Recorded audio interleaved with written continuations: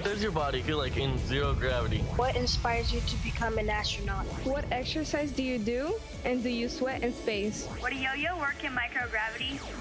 So it works.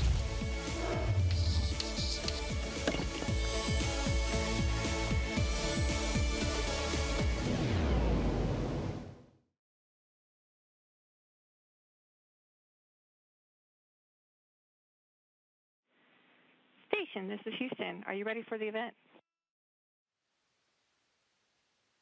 We are ready. South River and Goddard, this is Mission Control Houston. Please call station for a voice check. Station, this is South River High School in Goddard. How do you hear me? Have you loud and clear. Welcome aboard. It's great to be with you today.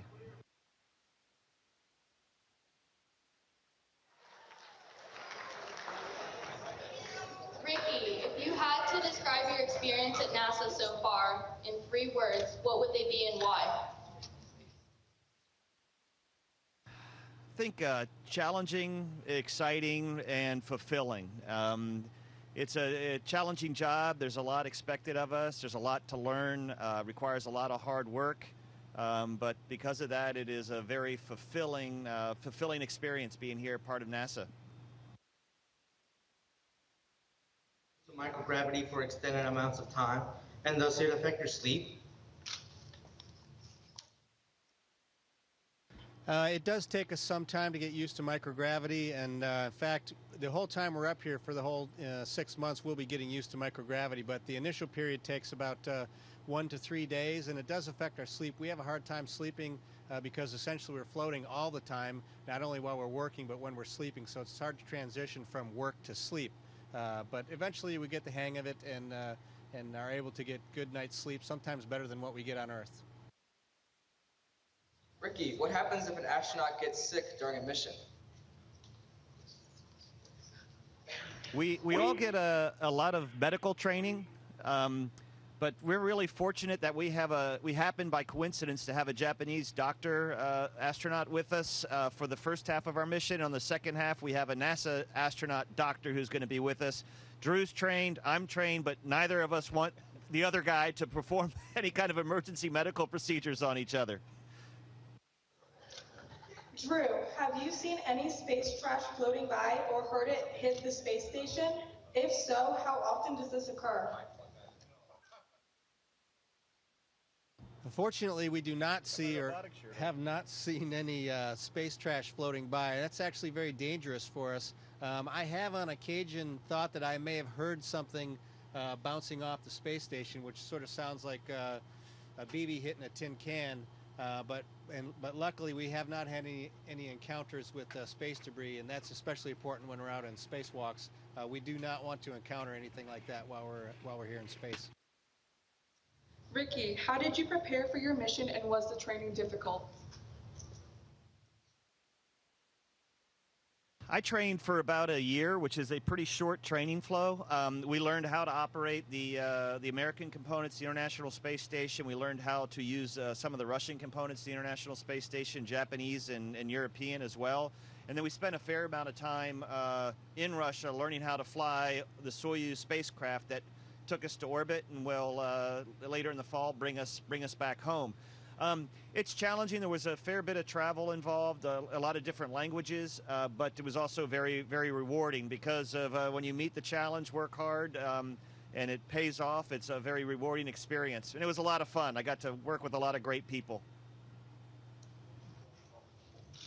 Drew, what happens to the electrical and communication systems on board the ISS during a solar storm? Well, the real issue isn't what happens to the systems on ISS. It's more related to what happens to the communication satellites that we use, the TDRS or TDRS satellites that are out in orbit. I think they're at geosynchronous about 25,000 miles away. And so when those satellites are impacted by solar storms, we also can see impacts to our communications back with Earth. And the same things happen on Earth typically with cell phones. Ricky, when you call your parents and friends, are you using your cell phone? And can you call them out of what part of the world you're over? Hey, Dad, how you doing? No, my government phone, they did not want to pay those bills using a cell phone up here, and it wouldn't work. We use a voice over internet phone, so we actually use the internet, send a signal down to the ground through the satellites Drew was talking about, and then that's turned into a phone call to whoever I happen to call. Drew, what food do you grow on the International Space Station, and which food tastes the best? Well, when Ricky and I just arrived a few weeks back on the ISS, we were growing lettuce, about 12 variants of lettuce, and we were able to sample some of that early on in the mission. It was all delicious. I really enjoyed it. Right now we're growing a form of grass. I don't think we'll be eating the grass, but it's neat to watch it grow, and one of our crewmates down on the Russian segment decided to continue to grow an onion that he had freshly delivered on a cargo supply ship. So you can see in the video here that we've got an onion growing on space station, and at some point we're going to get to sample this. I think Ricky's already had some down on the Russian segment. Ricky, is it more difficult to swallow and digest food since gravity is not working to pull things through your digestive system? And if so, how has this changed how you eat? The digestive system, eating, swallowing is all the same. It's all the muscle contractions are the same here as they are on Earth, so that part's fairly easy. But the rest of the digestive process relies a lot on gravity, as we both learned during our space flight. So things you don't seem to feel as hungry all the time because your stomach feels full, and the rest of the process moves a little bit more slowly here than it does on Earth as well. Drew, what are the requirements for being an astronaut? The basic requirements are a four-year degree from an accredited university in science, technology, or engineering.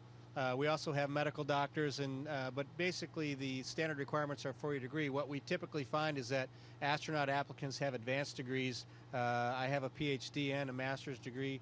Ricky has a master's degree and a teaching degree as well, teaching credentials. So, but the basic requirement is a four-year degree in science or mathematics, technology, and engineering. Ricky, what views of the Earth are most spectacular from space?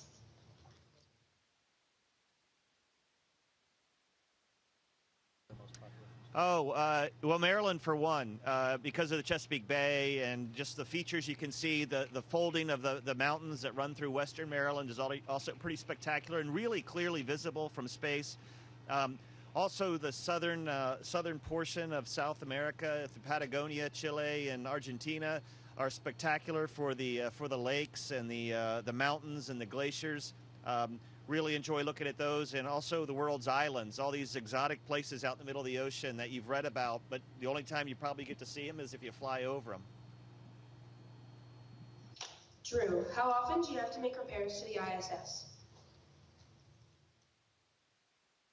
Well, repairs come in all sizes, from the smallest little things of rerouting cables or replacing connectors to replacing large components. So you could say that we make repairs every day to the ISS, and occasionally we go outside the space station for a spacewalk like Ricky and I did a week and a half ago and make repairs on the outside. So it's a constant battle. It's sort of like owning a home, only in a very harsh environment, and we are almost every day making repairs or exchanges of equipment that wears out in the harsh environment of space. Ricky, how are you protected from the sun's radiation? Well, we're still within the Earth's magnetic field, so we get protection from the magnetic field, not as much as you do on Earth, but we still benefit from that. We also have a lot of shielding around us. So one of the things that happens when you sleep on in space is you notice subatomic particles from the sun hit the back of your retina, and you get these flashes in the back of your eyes with your eyes closed.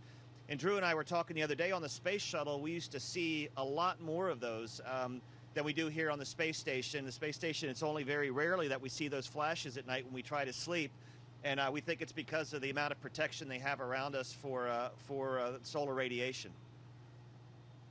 Drew, have you considered going to Mars, and if so, why? Absolutely. I would love to take a trip to Mars, assuming it's a two-way journey. I think Mars would be an amazing place for humans to explore, and I believe Mars was once a lot like Earth, and so we could learn a lot by being there. And eventually, as we send more and more rovers there, at some point we're going to send humans and have a great opportunity to learn so much more about the planet and maybe about the beginnings of or future of our own planet. Ricky, have you done a spacewalk, and if so, what was it like? I've been very fortunate. I've done a few spacewalks. Most recently, Drew and I did one in the end of March. We're going to do another one in middle of May. It's a really long day. It's a really busy day, but it's unbelievable. I'll never forget on this past spacewalk, I was talking about one of my favorite places to look at was Argentina and Chile and Patagonia. And we flew right over it during our spacewalk at a time when I happened to be looking at the ground. And to see that part of the Earth with only through your visor was an image that I will not soon forget. Drew, how do you manage your sweat during a spacewalk?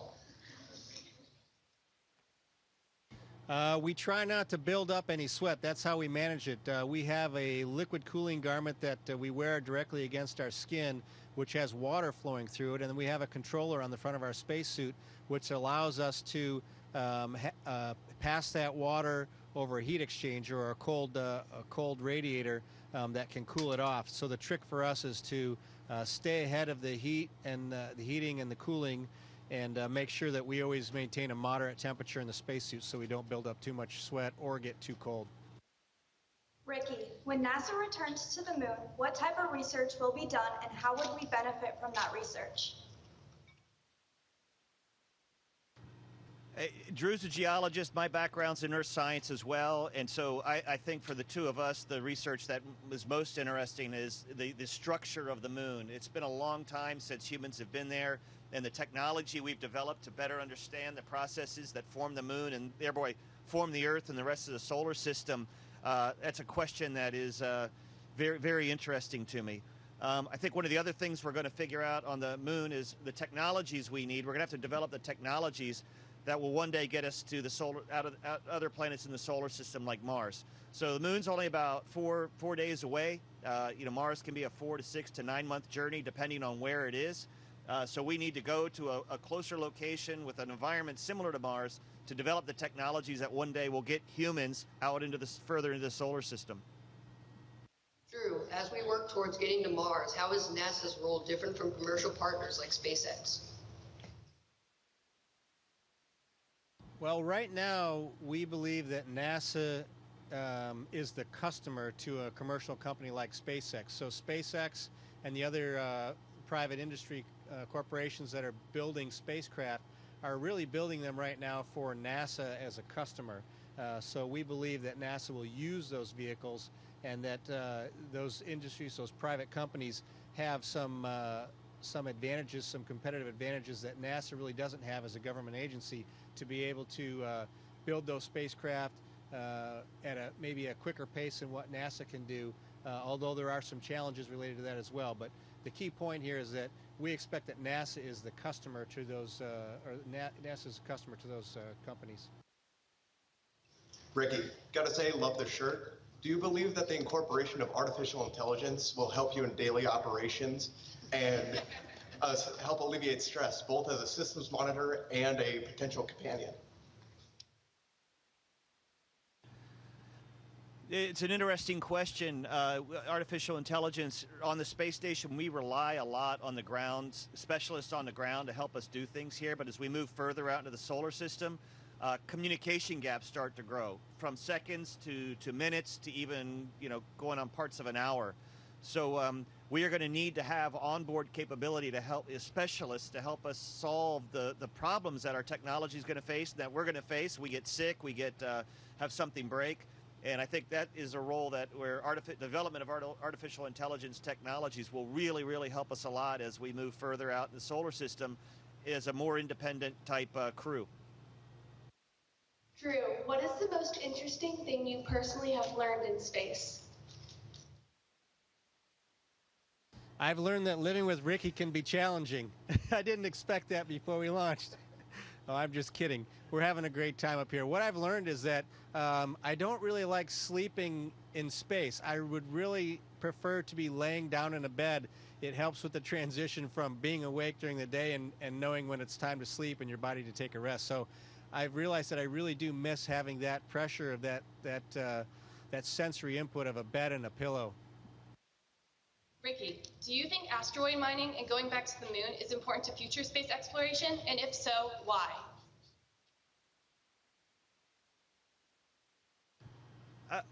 The question about SpaceX is an interesting one, and for commercial entities to go out and explore space, there has to be an incentive for them. And as I was saying earlier, when we go and send geologists off into the solar system and learn about the resources that are there to harvest and their availability, and we start to develop the technologies to make that possible, I think private enterprises for commercial mining will be not far behind us to take advantage of the resources that are becoming scarce on Earth. Drew, what is your top concern or priority on the International Space Station? Right now, my top priority is to be a good follower to the crew and the commander that's on board and learn how to live and work in space efficiently and effectively. And when this crew departs and the next one leaves or the next one arrives, I'll take over as commander. And my role at that point, my main concern becomes safety of the crew and safety of the spacecraft, and then success of the mission. So those are my priorities now, and I'll transition to some slightly different priorities once the mission continues on. Ricky, what are the biggest differences between living on Earth and living in space? Besides the views out the window, I think you're looking at it. Keeping track of stuff that doesn't sit down. You know, you sit your keys somewhere, you sit a pen somewhere on Earth. You might forget where you set it, and someone might move it for you. But by and large, it's going to be wherever you left it. Here, I set this microphone down and go to walk away, and 3 hours later, the circulation might have taken it all the way to the Russian segment or behind one of our racks and make it impossible to find. So just keeping track of your belongings and when they all float is probably the biggest difference between living on the space station and living on Earth. Drew, besides your family, what do you miss the most about life on Earth? I would say the day-to-day changes in the weather. One thing about being on the space station is the weather's always the same inside, but we can see clearly down on Earth how the weather is different. And Ricky and I both talked about missing the smells of Earth, missing the feel of rain.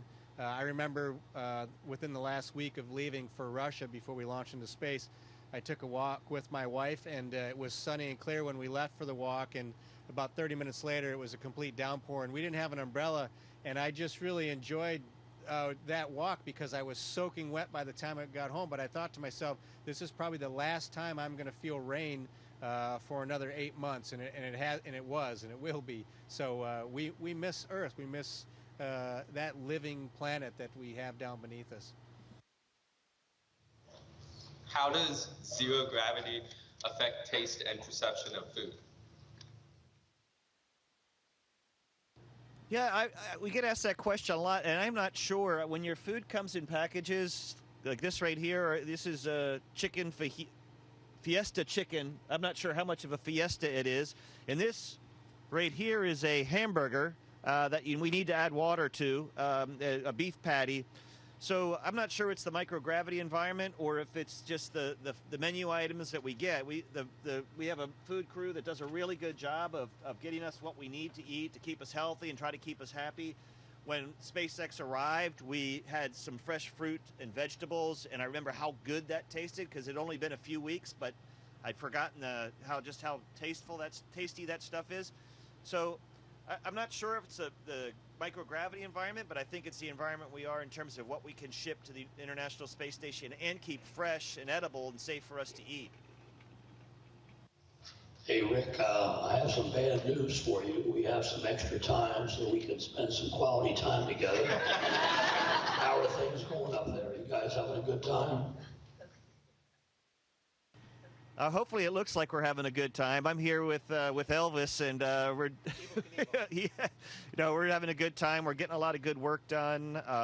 Drew and I have been doing a lot of photography, which we've been enjoying, and the guys, Nemo Maker and Anton and Oleg, have done a real good job of getting us oriented and get off on a good foot for the rest of our increment. Ricky and Drew, those are all of our questions for today. Thank you for sharing your experiences with us today. You certainly have inspired all of us to dream of being an astronaut, a true sailor of the stars. Thank you.